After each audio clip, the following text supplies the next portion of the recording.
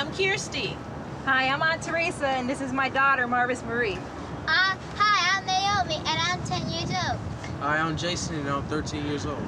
Hi, I'm Iman, and I'm 5 years old.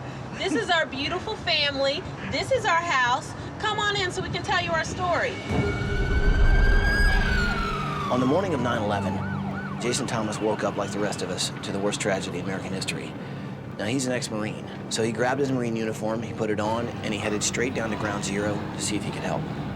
I'm headed down the West Side Highway, and about a mile, less than a mile away, I see the second tower collapse. It comes crumbling right down. And very emotional time for me because, I wanted, you wish that everyone who was in that building got out. But then reality kicks in and say, hey, there's gonna be a lot of people dead. So I jump up and I just run towards Ground Zero.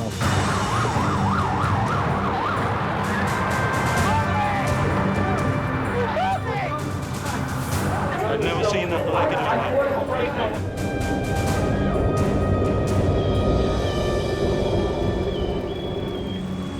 And this whole time I'm trying to take all of this in. You smell the smoke and the burning of flesh, and getting on site and seeing the destruction. I could have never had prepared myself for what I saw.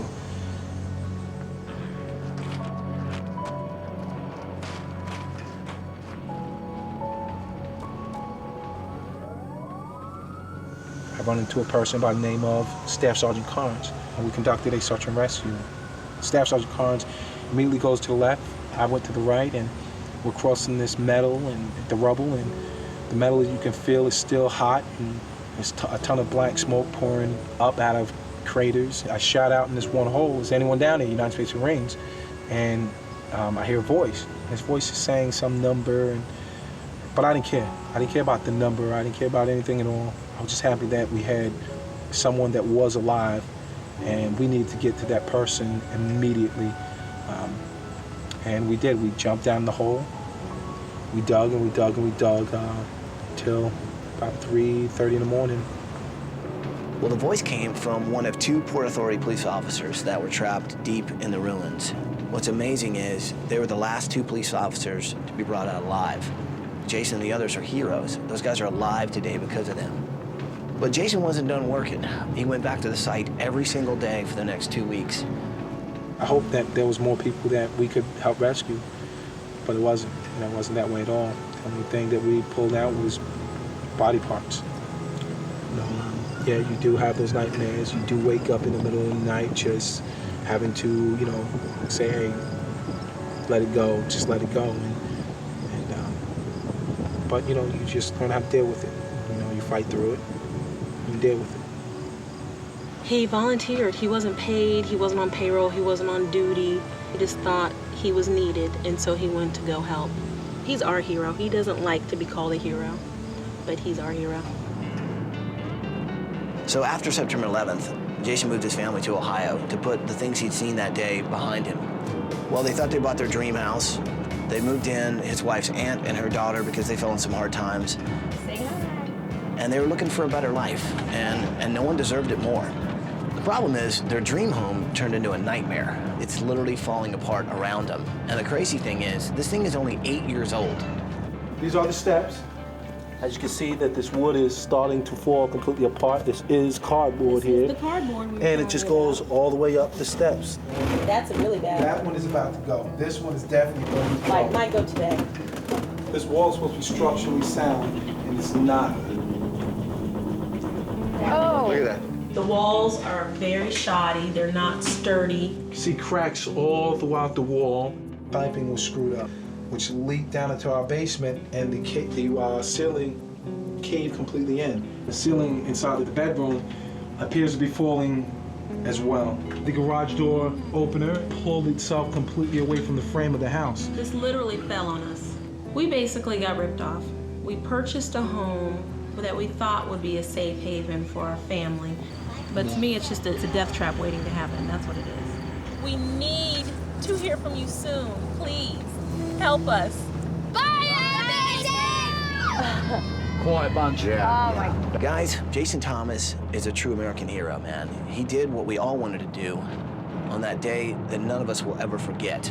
And now it's time for us to give something back to him. So what do you say, people? Can we build these guys a house? You better believe it, Bring bro. it in there, people. You Let's better make it believe happen. it. Are you with me? Yo. Well, then let's do it! Face! Right! Face! Double time! Match! Hurry! Yeah, design team, get out here!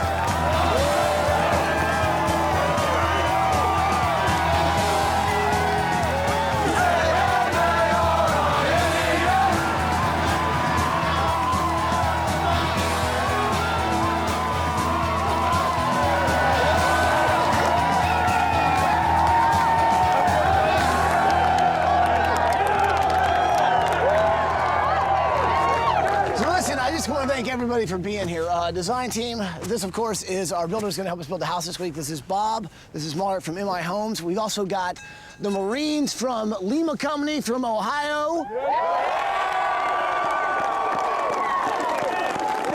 You guys want to say anything to kind of motivate the crew? Absolutely, although I don't think this group needs much more motivation. But I do want to say a few things. First of all, we're proud to be here. We're a home builder, and we provide people the American dream. But if you think about it, the real American dream is the dream to be free. And we're all free because of special people who perform heroic acts. And Jason Thomas is an American hero. This man helped protect our dream. Let's give him and his family theirs.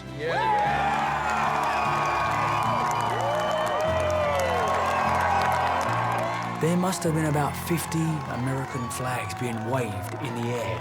And I'm having like an out-of-body moment where I'm seeing all of these people waving flags, and I'm like, you must build a flag. If I can make a flag out of lumber and try and make it look like it's blowing in the wind, then I might have something here.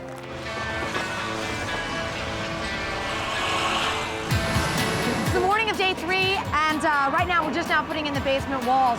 Last night, slight setback. Once we started digging for the foundation, we discovered this old mound of concrete, remnants of an old house. The Thomas's home was sitting on old construction, causing that foundation to really be shifty. This time we got it right. Take a look at this. If you listen to the dulcet sounds, you'll hear in the distance a beeping sound. That beeping sound is very reassuring because when it's a constant noise like that, that means we're level, we're plumb. In a hospital, that's a bad sound.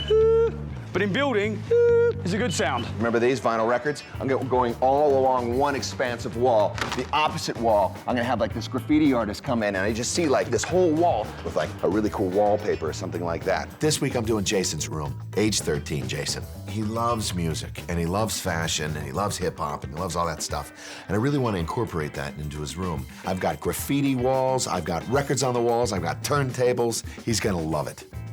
I'm going to try and attempt something I've never done before. I'm a woodworker, I'm a furniture maker. I'm not a sculptor, I'm not an artist, but I've been motivated by this flag of yours, Old Glory. What I want to try and do is go to the nearest lumber yard and try and get my hands on 3 different types of lumber. Walnut to represent the blue behind the flag, stars. White ash or white cherry to represent the stars and the white stripes, and mahogany to represent the red stripes. What I want to try and do is a flag that looks like it's blowing in the wind. My wife's American, my little boy's American. Unfortunately, I'll never sound American, but I'm going to be living here for the rest of my life. I'm so excited to be making this. It's the symbol of this country, and I'm being very serious how nervous I am because I've never had a project go wrong, knock on wood, and I don't want this one to go wrong because this is the most important by far. If you're looking for truly red product, this is called Bloodwood. This is perfect. Now, That's just one better warning. I know you are doing this project completely by hand. Yeah. This is an extremely hard hardwood. Oh, geez. It's going to be difficult, but with the right tools, you'll be fine. Okay. This week, there's a lot of weight riding on my shoulders, because if I can make this flag right for Jason Thomas, I'm kind of making it right for the rest of America.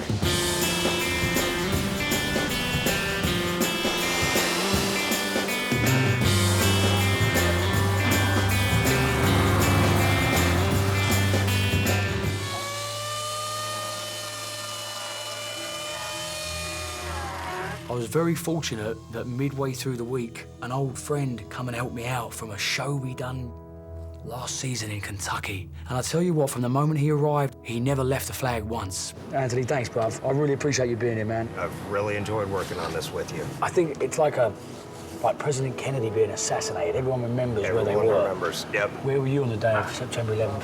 I was in my truck on 275 on the way to paramedic school. And... Paramedic school? Yes, yep. Are you EM? I'm a firefighter paramedic, yep. You've been working here for about 3 days with me. So you're a firefighter? Yes, yep. This project was just meant to be. And I can't explain it. I can't explain the feeling I was getting working on it. And I know Anthony was getting the same feeling. You're like, it's late, but let's carry on working. Let's get another, few calves done before we can go home. To say we've got a long night is the biggest understatement since I've started these projects. It's going to be a very long night.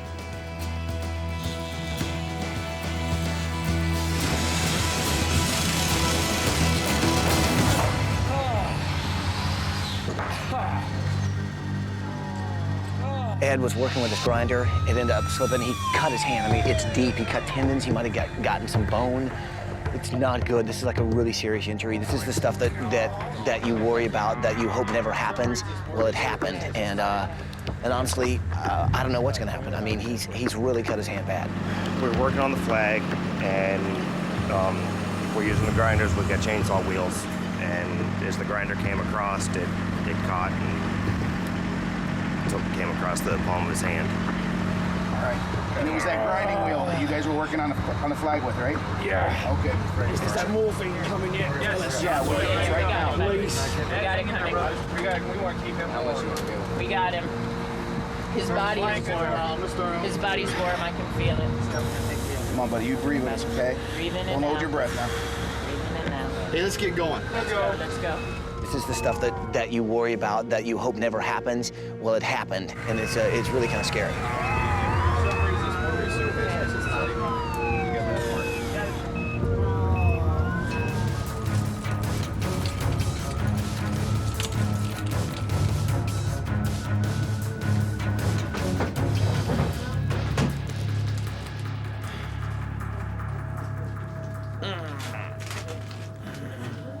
Can't really tell what's cut over there, but it looks like he might have cut tendon over there too, and probably a nerve that goes to that finger. I'll need to be fixed. Just out of interest, how long would you think before I get complete mobile, was like access to it again? A couple months. A couple of months. Probably longer. That's a lot of rehab involved in fixing a tendon. I was working on the very end of the flag. Well, that inside wave part was proving very problematic with the angle grinder I was using with the guard on, because the guard kept hitting the wood before the blade would. So the only way I could get to it was to take the safety guard off. And in a split second, I'm realizing that my hand is being torn apart by the blade. Let this be a lesson to everyone who's watching. There's always guards on machinery for a reason. Don't take them off. The moment I lifted my hand up and I saw what I saw, which was my finger bones, practically, the whiteness, and the pain that was searing down my arm was like someone had thrust a red-hot poker in my hand and was making me clench it. And as I'm looking at it, I'm just thinking I'm screwed. Well, I'm gonna get you ready for surgery then. Hey, bruv. See you in a few hours, gang. See you in a few hours.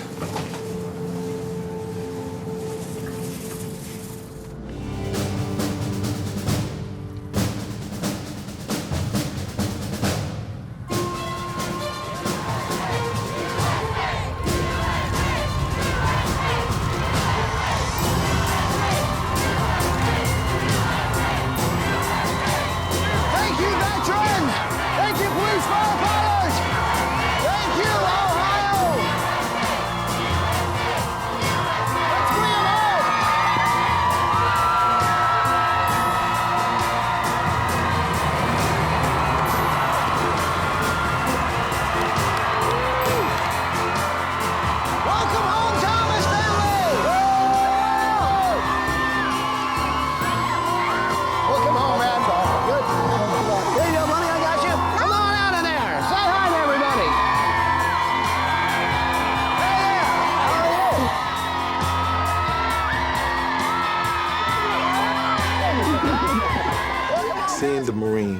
our military, Vietnam veterans, all veterans, it was definitely overwhelming.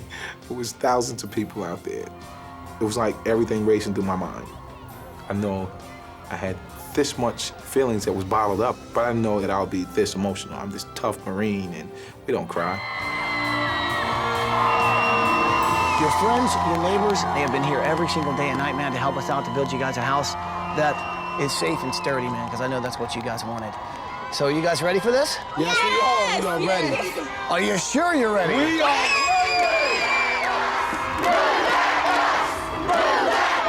Move that bus. Move that bus.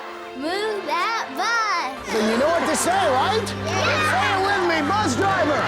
Move that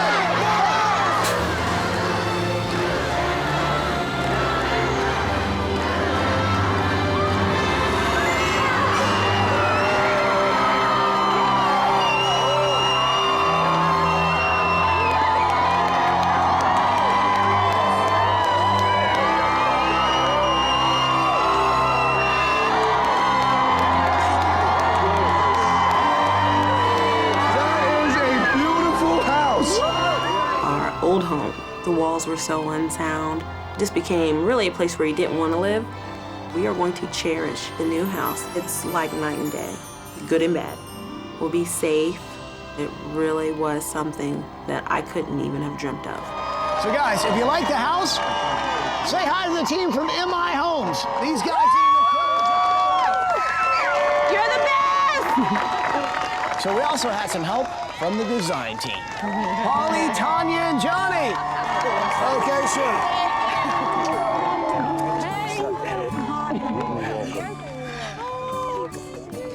Okay, so here's the thing. Ed had a little bit of an accident this week. He's in the hospital. He's okay, but actually he's watching right now from his hospital room. So why don't you guys say hi?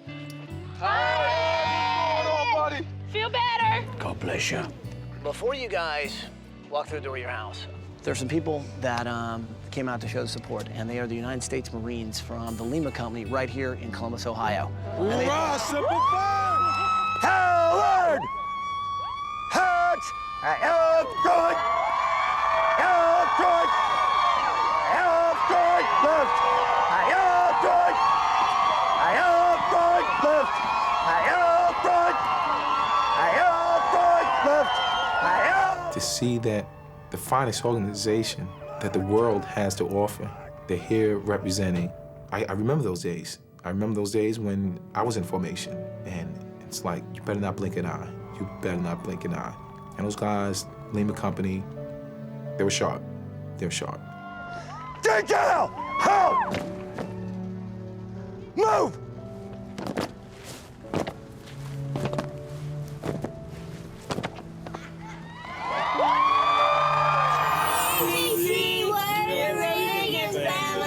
I'm William the dad. I'm Linda the mom.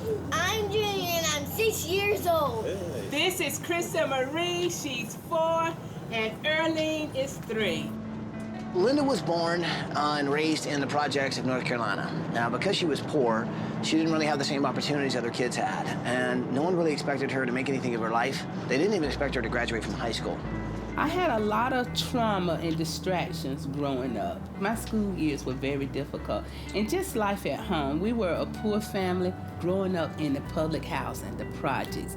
It was always so crowded. I always had this feeling that I was kind of labeled because I was in the projects, I wouldn't do well, or that I wouldn't graduate, or if I was one of the few that graduated, then I wouldn't do anything else. But Linda knew she was better than that, so she worked really hard and ended up graduating from high school. And she ended up graduating from college with honors and graduated with 2 degrees, one in early childhood education, the other in social work. Because of my upbringing, I am very committed to being an advocate for parents, encouraging them and helping them to be very involved with their children's lives in every stage of development. It's so important. After college, she went to work for a local community center, helping poor women and children get better educations and improve their own lives. And now she's teaching other people to do the same thing. Linda is the Associate Director of Family Services with Building Together Ministries. In that capacity, she spends all of her time working with parents to show them how to give their kids the encouragement and the tools to be the best that they can be. She was in on the ground floor. She was our second staff person to come on board. She's worked with our kids, with our mom. She's our link to the neighborhood. Not only does Linda Riggins take care of this community, but she also takes care of her family. She has a husband, William. His eyesight has deteriorated over the years, and now he's basically legally blind. Come on, Daddy. Where you want to take it across the street? My blindness is like I'm walking in the clouds all the time. Yeah, I can see you, but I can't see your face. You know, I can't make out your identity. Now these guys, they don't have a lot of money, but what they do have is a lot of love and a lot of strength. And they've been making it work up until recently. This year has been very challenging for us. It was discovered that I have severe arthritis in my right hip, and I went in the hospital to have 2 hernias repaired and my gallbladder removed. Currently, I'm on medical leave. I have not been able to work for the past 4 or 5 months as the provider for our family. It was difficult for me because we get so much in debt, we can't pay our bills, and I just don't want somebody to think that I don't care about my own family. Neither one of these guys can work full-time, which means the bills are really starting to pile up. Plus, their house is in really, really bad shape, and the city is threatening to condemn it unless they make repairs. There's got to be cracks in the house because we have vines growing live from the outside of the house to the inside of the house. This is the most embarrassing part. We have just been so infested with ants and cockroaches throughout this house. We treat, we wipe, we clean, we sanitize daily, and they're just running us ragged. If I could do anything for my family, it would be to provide a safer, sanitary place for them to live. Bye, ABC. We hope to see you soon. They're fantastic. So guys, the Riggins family could soon be living on the streets. We can't let that happen. Linda and William have given so much of themselves to help others. Now it's our turn to give back. So what do you say? Can we do this? Bring it in here, people. Let's make it happen. Are you with me? Got it. Well, then let's do it! You're welcome, man. You're welcome. Thank you, God. Thank you, Lord. Thank you, Lord. Yeah, thank you. Awesome. Thank you. It was a very emotional moment for Mum and Dad because at that moment in time, they know their life is going to change in 7 days. They're going to come back and Mum doesn't have to worry about the house anymore. And to me, that's the greatest gift we can give people. Well, I'll tell you what, man, we saw your tape, heard your story. I know things have been tough. You're an incredible woman, though, man. What you've done for your family, what you've done for this community. And I know you guys have got a lot of things going on, and hopefully we can help a little bit. And the cool thing is, well, you guys are going to be on vacation when we do it. Oh, vacation? Yeah. Where are we going? Well, that's a really good question. How does Walt Disney World in Orlando, Florida sound?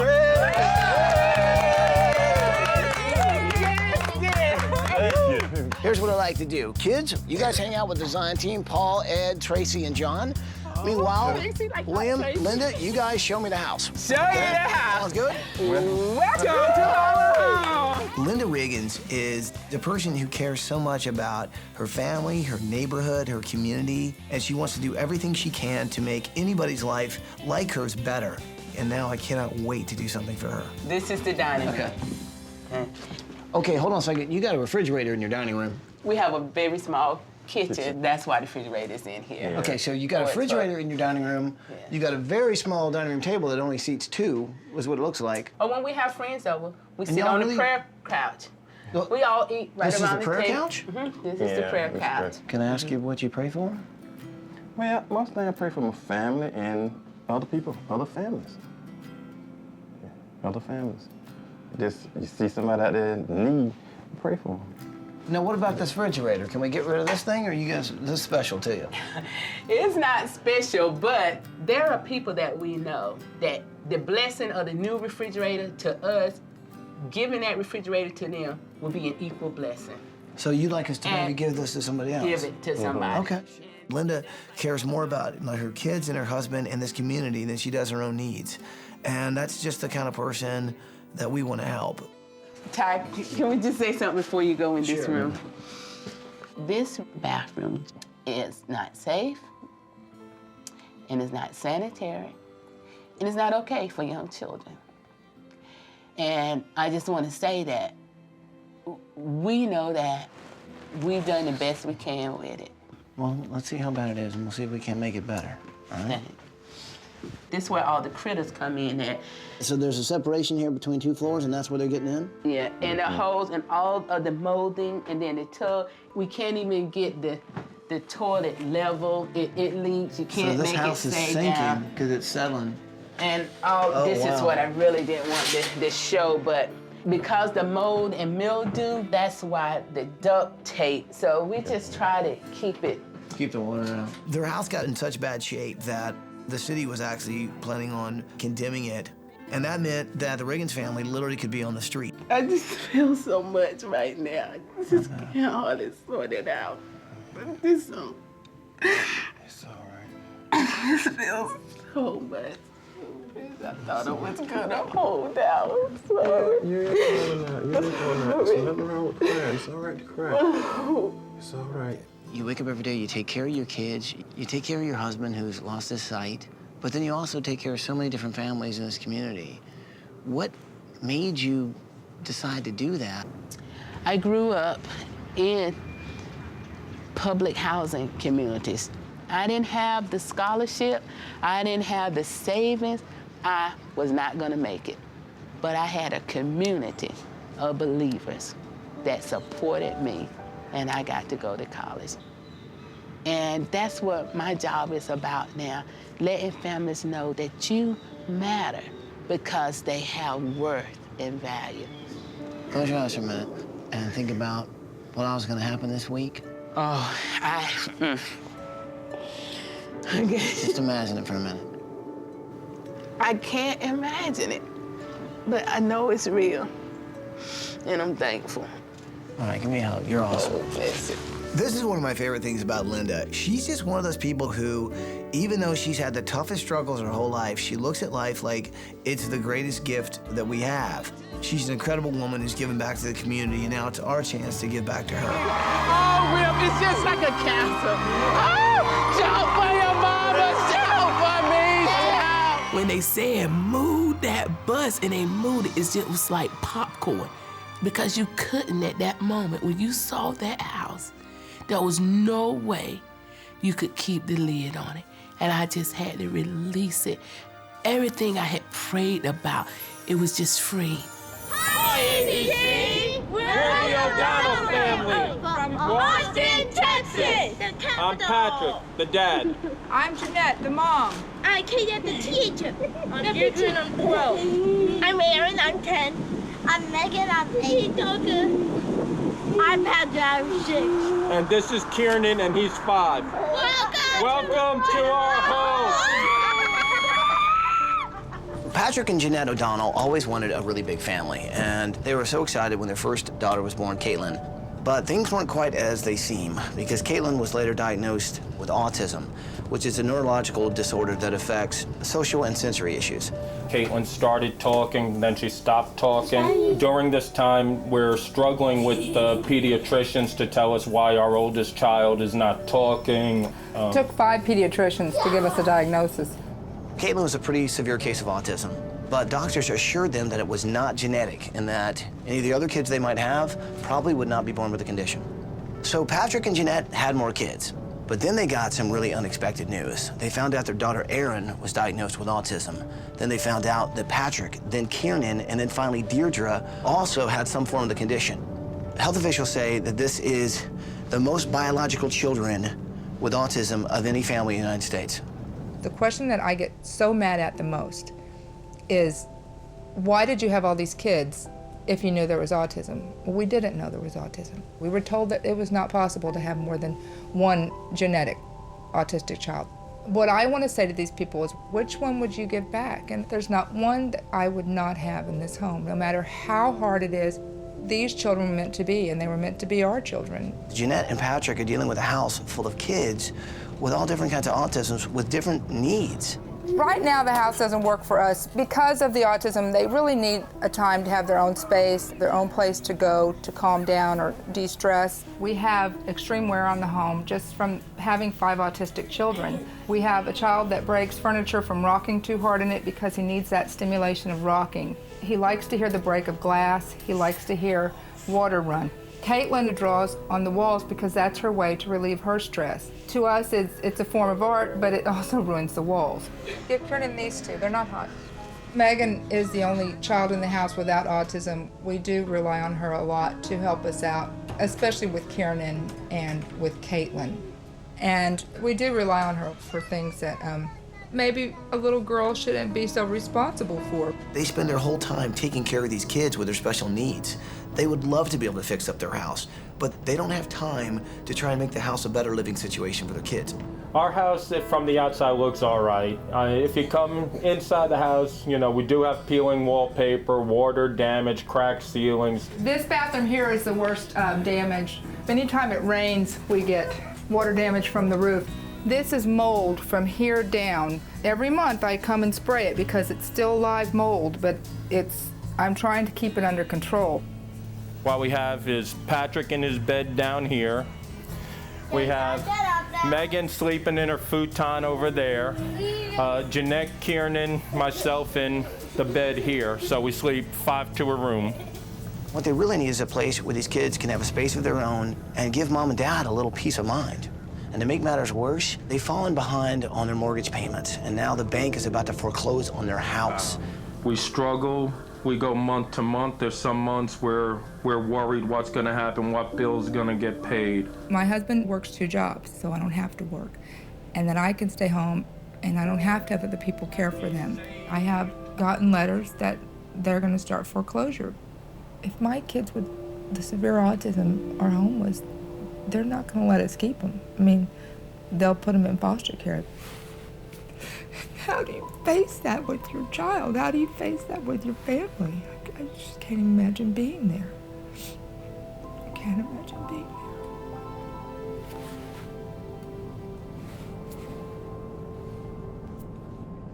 there. If you look at our house, you see that right now it looks like we don't care about this home, but we do care.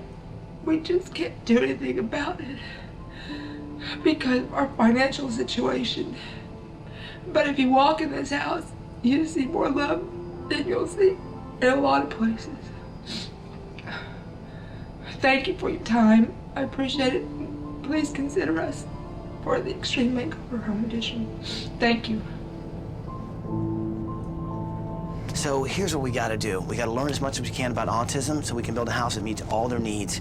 Gotta figure out a way to raise some money so that these guys can get out from underneath their debt. So what do you say? Can we do this? Yeah, do it. All right, let's bring it in here, people. Are you with me? Yeah. Well, then let's do it!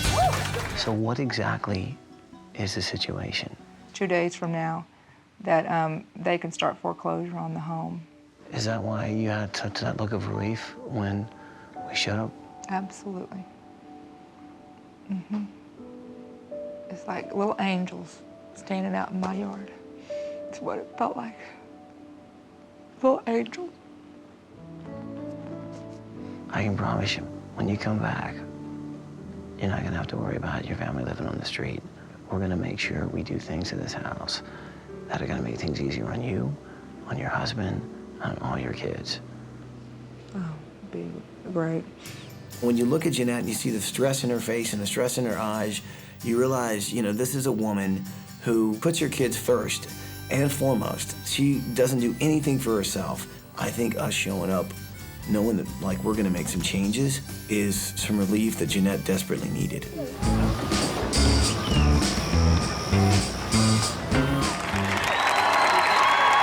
my God!